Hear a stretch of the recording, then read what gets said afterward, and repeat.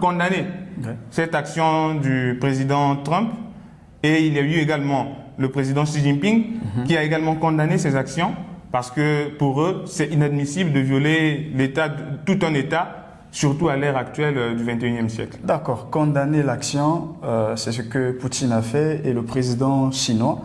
Monsieur Cephas, en vue de tout ce qui se passe dans le monde, sommes-nous en train de fouler aux pieds le droit international pour revenir à la loi du plus fort? Là, c'est une bonne question.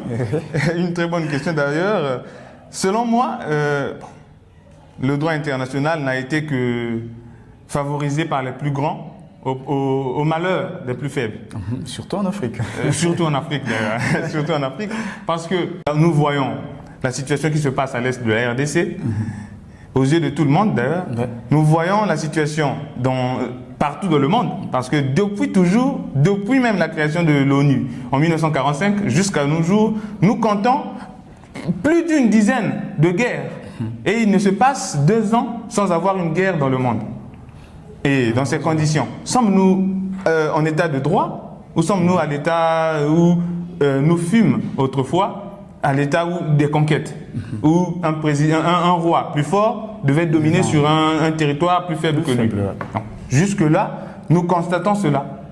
Et je salue d'ailleurs la sagesse du président burkinabé, Ibrahim Traoré, qui, quelques jours avant, sortait sur une déclaration, un discours national, et il parlait de l'hiver noir.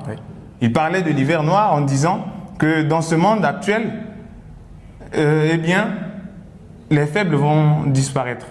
Une déclaration d'ailleurs glaçante, très glaçante. Parce que quand il le dit que les faibles doivent disparaître, soit on est fort, soit on est faible et on disparaît. Et cela est resté certainement comme un discours, mais après quelques jours, nous voyons ce qui s'est passé au Venezuela. Quand on est faible, un plus fort que soi vous domine, vous dicte ce qu'il faut faire. Ok. Quand on est faible, un plus fort que soi vous dicte ce qu'il faut faire. Dernière question, Monsieur Cephas. Alors, est-ce que la situation du Venezuela rappelle-t-elle certaines réalités africaines? Bien que vous l'avez déjà parlé, mais est-ce que vous pouvez encore mettre un peu de la sauce au-dessus? Justement, la situation au Venezuela, c'est pratiquement la même situation qu'en Afrique. Et en ce sens que, je ne vous l'ai pas dit d'ailleurs, juste après que le président vénézuélien a été kidnappé par les forces américaines, le président américain Donald Trump a posté une image de ce président avec les yeux bandés, comme nous pouvons voir en image, les mains menottées, et il était traîné par des simples soldats. En dehors de cela, il fait une déclaration sur les réseaux pour dire que si les présidents de la Colombie et de la République de Cuba ne font pas attention, ils seront les prochains sur la liste. Et on voit juste un système que l'on peut reconnaître sur l'Afrique. Donc c'est de l'impérialisme, c'est de la colonisation en quelque sorte, quoique elle a été abolie, mais on est toujours dans ce système que les révolutionnaires africains, les révolutionnaires américains ont toujours tenté d'éradiquer. Mais malheureusement, leurs tentatives ont toujours échoué, soit par assassinat, soit par des situations douloureuses, des guerres civiles quelquefois. Donc, on peut dire tout simplement que ce qui se passe au Venezuela, c'est totalement la même chose qui se passe en Afrique. Ce qui se passe au Venezuela, c'est ce qui se passe en Afrique. Merci beaucoup, Monsieur Cephas Ngakana, pour cet éclairage riche et sans complaisance. Ce que nous retenons ce soir, c'est que la situation du Venezuela dépasse largement la personne de Nicolás Maduro. Elle pose des questions fondamentales sur la souveraineté des États, le droit des peuples à choisir leur destin et les rapports de force internationaux. Justement. Des questions qui résonnent fortement en Afrique et dans l'ensemble du monde panafricain. Monsieur Cephas, passons au sport à présent. La CAN se poursuit et hier soir, une rencontre remplie d'émotions était d'affiche le match qui a opposé le Cameroun à l'Afrique du Sud. Monsieur Cephas, essayez un peu de nous parler, vous y connaissez un peu, non, au sport? Oui, un peu. Le match du Cameroun contre l'Afrique du Sud, je l'ai d'ailleurs suivi. Et j'ai suivi encore quelques résumés sur les réseaux, parce que c'était un match fort d'émotion, un match très serré, et j'ai été ravi. Vraiment, un match très serré et un score de 2 buts à 1 avec la victoire finale du Cameroun. Oui, le continent. Oui, et donc Junior Chamado qui a commencé à marquer à la 34e minute. Ensuite, Christian Kafano. Kofana, si je me trompe bien, à la 47e minute. Et dites-moi un peu, vous avez vu la célébration du quart de Christian? Justement.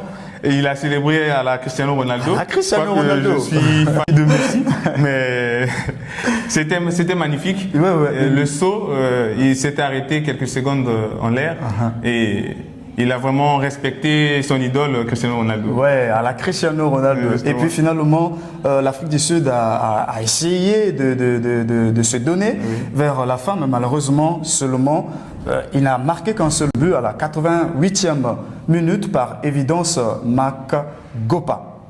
Alors, Cameroun-Maroc au quart de finale. Monsieur Cephas, quel match! Cameroun-Maroc. Quel match, oui. Parce que déjà, s'il faut prendre le nom des sélections, le Cameroun, les Lions de la Teranga, face à eux, les Lions de l'Atlas. Et on aimerait voir quel lion qui s'affrontent.